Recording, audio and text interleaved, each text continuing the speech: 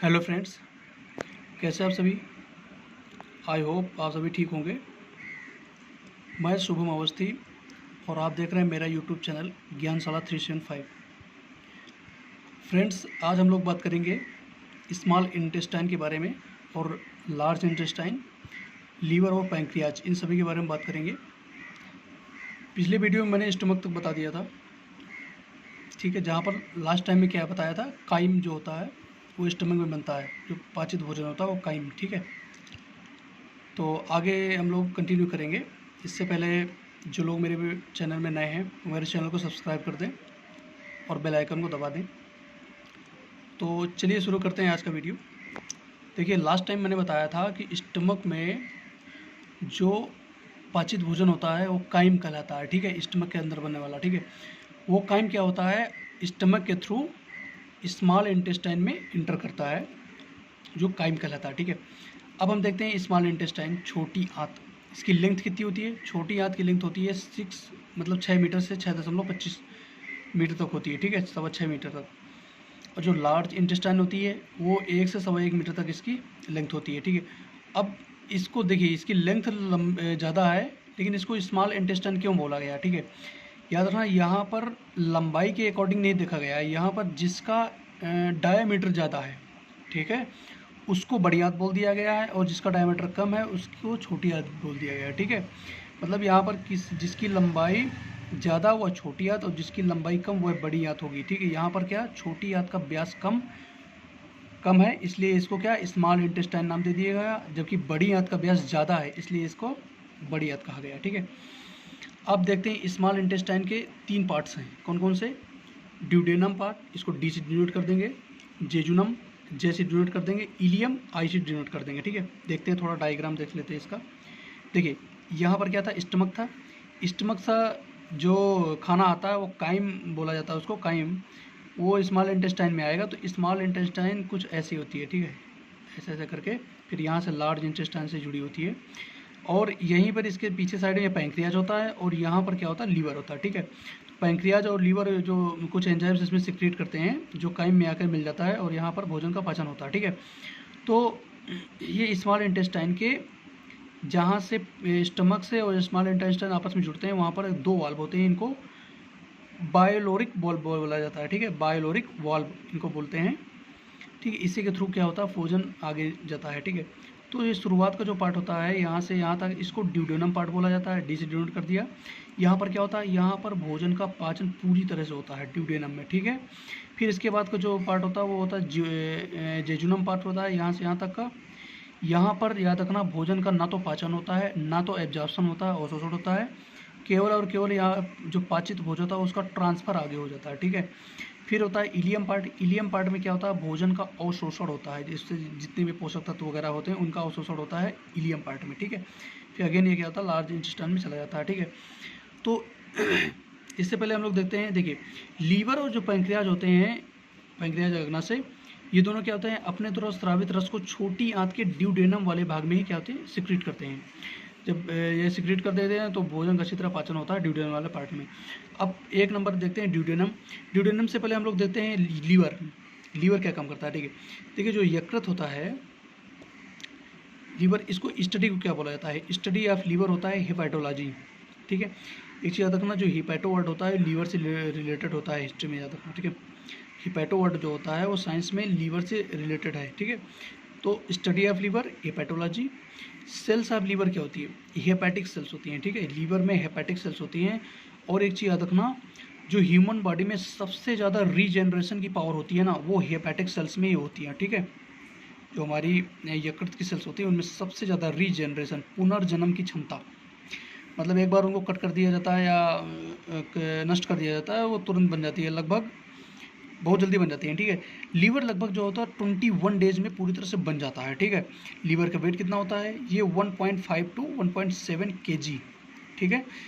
अब देखिए, लीवर जो होता है ह्यूमन बॉडी की सबसे बड़ी ग्रंथि, ये लार्जेस्ट ग्लैंड होता है ऑफ ह्यूमन बॉडी, और सबसे भारी अंग भी होता है, ठीक है। सबसे बड़ी ग्रंथि और सबसे भारी अंग, हैवीएस्ट ऑर्गन होता है, ठीक है। एक चीज़ याद रखना, ह्यूमन बॉडी का सबसे बड़ा अंग तो स्किन है, याद रखना, सबसे बड़ा अंग स्किन। लीवर एक ऐसा अंग है जिसमें क्या होता है, 100% दान में दे सकते हैं लीवर को, ठीक है। अब देखिए जो लीवर होता है ये विटामिन ए को स्टोर करता है, ठीक है। अब देखते हैं लीवर का थोड़ा स्ट्रक्चर देख लेते हैं कैसे क्या काम करता है। देखिए ये लीवर कुछ ऐसे होता है। लीवर के अंदर क्या होता है, बाइल जूस का निर्माण होता है, पित्त रस का निर्माण होता है। और जो जब ये पूरा भर जाता है तो जो एक्सेस अमाउंट होता है इसका, ठीक है, वो एक नलिका के थ्रू यहाँ पर पित्ताशय में जाके इकट्ठा हो जाता है पित्त रस, ठीक है। इसको गॉल ब्लैडर बोला जाता है, पित्ताशय। इसके इस साइड में, लेफ्ट साइड में क्या होता है, अग्नाशय पैंक्रियाज स्थित होता है, जो कि लीफ के आकार का होता है। फाइनली जो ये जो नली होती है वो स्मॉल इंटेस्टाइन के ड्यूडेनम पार्ट से जुड़ी होती है। तो पित्तरस एक्सेस अमाउंट यहाँ आके इकट्ठा हो गया और कुछ अमाउंट क्या आता है ड्यूडेनम वाले पार्ट में, स्मॉल इंटेस्टाइन में आके जो कायम जो भोजन है उसमें आके मिल जाता है, ठीक है। याद रखना जो बायो में इस साइड को लेफ्ट मानता है, इस साइड को राइट माना जाता है, ठीक है। अब देखते हैं जो बाइल जूस, ये बाइल जूस क्या होता है, ठीक है। देखिए पित्तरस जो होता है इसका पीएच मान 7.5 to 8.5 होता है और इसका फॉर्मेशन कहाँ होता है, लीवर में होता है, जबकि स्टोर कहाँ होता है, पित्ताशय में होता है। ये बहुत अच्छा क्वेश्चन बनता है कि ठीक है, इसका फॉर्मेशन लीवर में, जबकि स्टोर कहाँ होता है, पित्ताशय में, ठीक है। कितना बनता है, ये 700 से 800 ml per day, human body में लगभग 700 से 800 ml पर डे बनता है। याद रखना पित्तरस ही एकमात्र एक ऐसा रस है जिसका निर्माण ह्यूमन बॉडी में 24 आवर्स होता रहता है, ठीक है। चाहे हम लोग सो रहे हो या जग रहे हो या दौड़ रहे हो, कुछ भी कर रहे हो, इसका निर्माण कंटिन्यू होता रहता है, ठीक है। अब पित्तरस देख लेते हैं, पित्तरस का रंग कैसा होता है। पित्तरस का जो रंग होता है हल्का हरा रंग का होता है और इसका कारण क्या होता है, ये बिलीवर्डिन का नामक एक वर्णक होता है, उसके कारण होता है। और बिलीवर्डिन जो होता है इसका निर्माण भी लीवर में होता है, ठीक है। पित्तरस के काम क्या होता है, देखिए पित्तरस का जो काम होता है, देखिए जो फैट्स होता है, लिपिड्स होता है, वो लार्ज पार्टिकल्स में होता है। जब हम लोग इंटेक करते हैं तो ये बड़े बड़े पार्टिकल्स में होता है, बड़े बड़े टुकड़ों में होता है। इसमें क्या होता है, लगभग 90% ऑफ पित्तरस इसमें आके मिलता है। तो पाइसीकरण हो जाता है, फैट का क्या होता है, इमल्सिफिकेशन कर देता है और ये फैट को छोटे छोटे अमाउंट्स में कन्वर्ट कर देता है, जिसको हम लोग फैटी एसिड्स बोलते हैं, वसीय अम्ल। ये स्मॉल पार्टिकल्स मतलब लार्ज पार्टिकल को स्मॉल पार्टिकल में कन्वर्ट कर देता है, किसको, फैटी एसिड्स या फैट या लिपिड्स को, ठीक है, वसा को फैटी एसिड में कन्वर्ट कर देता है, मतलब लार्ज पार्टिकल को स्मॉल पार्टिकल में कन्वर्ट कर देता है, किसके थ्रू, पाइसीकरण करके, इमल्सिफिकेशन के थ्रू, ठीक है। अब देखते हैं पैंक्रियाज। पैंक्रियाज क्या होता है, अग्नाशय। देखिए अग्नाशय में क्या होगा, अग्नाशय ही रस बनेगा, पैंक्रियाटिक जूस बनेगा, ठीक है। इसका आकार जो होता है वो पत्ती के जैसे होता है, ठीक है। खोजकर्ता कौन थे, लैंगरहैंस। याद रखना पैंक्रियाज के खोजकर्ता कौन थे, लैंगरहैंस। सॉरी, ये जो पैंक्रियाज होता है ये एक मिक्स्ड ग्लैंड, मिश्रित ग्रंथि होता है, अर्थात यह रस, एंजाइम तथा हार्मोन्स तीनों का निर्माण करता है, ठीक है। मिश्रित ग्रंथ मतलब तो एक्सो और एंडो दोनों तरह के इसमें गुण पाए जाते हैं। अग्नाशय में 4 प्रकार की कोशिकाएं या सेल्स पाई जाती हैं, जिन्हें हम लोग क्या बोलते हैं, इसे आइसोलेट्स ऑफ लैंगरहैंस, मतलब लैंगरहैंस की द्वीपिकाएं कहा जाता है, ठीक है। कौन कौन सी होती हैं देख लेते हैं। एक होता है alpha cell, beta cell, delta cell और एफ सेल्स होती है, ठीक है। जो अल्फा सेल्स होती हैं ये लगभग 5% में पाई जाती हैं, बीटा सेल्स सबसे ज़्यादा होती हैं लगभग 90% में, और जो डेल्टा सेल होती हैं 2.5% और एफ सेल जो होती हैं 2.5% में पाई जाती है, ठीक है। सबसे ज़्यादा क्या हो गई, बीटा सेल्स होती हैं। याद रखना जो अल्फा सेल्स होती हैं, अल्फा सेल्स में क्या होता है, ग्लूकेगॉन का निर्माण होता है, बीटा सेल्स में इंसुलिन का निर्माण होता है, डेल्टा सेल में सोमाटोस्टेटिन का निर्माण होता है, और जो एफ सेल्स होती है इसमें एंजाइम और जूस दोनों बनाती है, ठीक है। अग्नाशय मतलब यही होता है इसका निर्माण। याद रखना जो अल्फ़ा बीटा और डेल्टा होती है ना, ये तीनों हार्मोन्स बनाती हैं, मतलब ये एंडोक्राइन अंतःस्रावी ग्रंथि की तरह काम करती हैं, जबकि जो एफ सेल होती है वो क्या बनाती है, एंजाइम या जूस बनाती है, मतलब एक्सोक्राइन बहिस्रावी ग्रंथि की तरह काम करती है। तो हो गए ना दोनों, मिक्स्ड ग्लैंड हो गई ना, ये हो गई एंडोक्राइन, ये हो गई एक्सोक्राइन, तो दोनों हो गई ना, ठीक है। एक चीज़ रखना, लीवर और छोटी आंत को जोड़ने वाली नली होती है ना, उसको हम लोग क्या बोलते हैं, हेपेटो पैंक्रियाटिक डक्ट बोला जाता है, ठीक है। अब देखते हैं कि एफ सेल, मैंने अल्फा बीटा और डेल्टा बता दिया। एफ सेल्स के बारे में बात करते हैं, ये ज़्यादा इंपॉर्टेंट है। एफ सेल क्या होती है, देखिए एफ सेल में क्या होता है, पैंक्रियाटिक जूस, अग्नाशयी रस का निर्माण होता है। अग्नाशयी रस का निर्माण कितना होता है अगर पूछे तो 1 लीटर पर डे, लगभग 1 लीटर हर दिन बनता है, ठीक है। जो अग्नाशयी रस होता है इसमें 3 तरह के एंजाइम पाए जाते हैं, कौन कौन से, देखिए अग्नाशयी रस इससे पहले देखते हैं पीएच मान कितना होता है, 7.3 to 8.3 होता है, ठीक है। इसमें 3 तरह के एंजाइम कौन कौन से, एमाइलेज, ट्रिप्सिन और लाइपेज, ये 3 तरह के एंजाइम पाए जाते हैं। अब इनके बारे में हम लोग देख लेते हैं थोड़ा क्या काम होता है इनका। देखिए जो एमाइलेज होता है ये कार्बोहाइड्रेट्स का जो शर्करा होती है इसका बची हुई, मतलब देखिए जो 70% कार्बोहाइड्रेट का पाचन हमारे मुंह में हो जाता है, तो जो अनपाचित जो शर्करा है उसका पाचन कौन करता है, एमाइलेज कर देता है। किसमें, ग्लूकोज के रूप में, ठीक है। कार्बोहाइड्रेट्स को ग्लूकोज में कन्वर्ट कर दिया, अगेन जो ग्लूकोज होता है उसको कहाँ, ग्लाइकोगन के रूप में कन्वर्ट कर देता है, ठीक है, एमाइलेज नामक एंजाइम। और ये ग्लूकोगन के रूप में हमारे वहाँ पे बॉडी में स्टोर हो जाती है, ठीक है। देखिए मैं फिर से बता दे रहा हूँ, एक्चुअली जो एमाइलेज होता है, देखिए इससे पहले जो कार्बोहाइड्रेट्स का था उसका पाचन लगभग 70% पाचन कहाँ हुआ था, माउथ में हुआ था। किसके द्वारा, सैलाइवरी जो एंजाइम है उसके द्वारा हुआ था, टाइलिन के द्वारा, ठीक है। और किस में कन्वर्ट हुआ था, ग्लूकोज में। फिर जो ग्लूकोज है इसका पाचन करता है एमाइलेज, ये एमाइलेज जो है, ठीक है, कहाँ पे, किस में, मतलब ग्लूकोगन में, ग्लूकोज को ग्लूकोगन में कन्वर्ट कर देता है, ठीक है। अब ट्रिप्सिन का देख लेते हैं। देखिए ये प्रोटीन, देखिए जो प्रोटीन था उसका पाचन लगभग 90% पाचन कहाँ हुआ था, स्टमक में हुआ था। किसके द्वारा, पेप्सिन नामक एंजाइम के द्वारा। फिर जो बचा हुआ है किस में हुआ था, प्रोटीन का पाचन किस में किया था, पेप्सिन नामक एंजाइम ने पेप्टोन्स में या पेप्टाइड्स में, ठीक है, प्रोटीन का पाचन पेप्टोन में किया था। फिर ये जो पेप्टोन या पेप्टाइड्स होता है इसका पाचन जो ट्रिप्सिन एंजाइम करता है किसमें, अमीनो एसिड्स के रूप में, ठीक है, अमीनो एसिड्स के रूप में कर देता है, ठीक है। तो ये ट्रिप्सिन और एमाइलेज के काम हो गया। अब लाइपेज देख लेते हैं। देखिए लाइपेज, चूँकि देखिए लिपिड्स या फैट का जो पाचन हुआ था लगभग 95% पाचन किसके द्वारा, बाइल जूस के द्वारा हुआ था। किसमें, फैटी एसिड्स में, इससे पहले मैंने बताया। फिर लगभग 5% जो बचा हुआ है, ठीक, उसका और जो फैटी एसिड्स कन्वर्ट हुआ है इसका पाचन होता है ग्लिसरॉल में, कौन करता है, लाइपेज में, ठीक है, समझ में आया। मतलब जो लिपिड्स था इसका पाचन फैटी एसिड्स में हुआ, किसने किया, बाइल जूस ने किया। फिर इस फैटी एसिड्स का पाचन ग्लिसरॉल के रूप में कौन करेगा, लाइपेज करेगा, ठीक है। फिर ये जो तीनों एंजाइम होते हैं ये छोटी आंत के ड्यूडेनम वाले भाग में आके भोजन जो होता है उसके साथ मिल जाते हैं आके, और इसी भाग में भोजन का पूरी तरह से पाचन हो जाता है। कहाँ पर, ड्यूडेनम वाले भाग में। अब हम देखते हैं जेजुनम वाला भाग, इसका काम क्या होता है। इसका काम होता है पचे हुए भोजन को ड्यूडेनम भाग से इलियम भाग तक पहुँचाना, अर्थात जेजुनम भाग में भोजन का ना तो पाचन होता है और ना ही अवशोषण होता है, ठीक है। अब देख लेते हैं इलियम भाग क्या होता है। इलियम भाग में क्या होता है, पचे हुए भोजन का अवशोषण होता है, ठीक है। अब देखिए इलियम की देख लेते हैं। देखिए इलियम ऐसी संरचना होती है इलियम की, थोड़ा ऐसे बना दिया, थोड़ा लार्ज इसको बना दिया मैंने।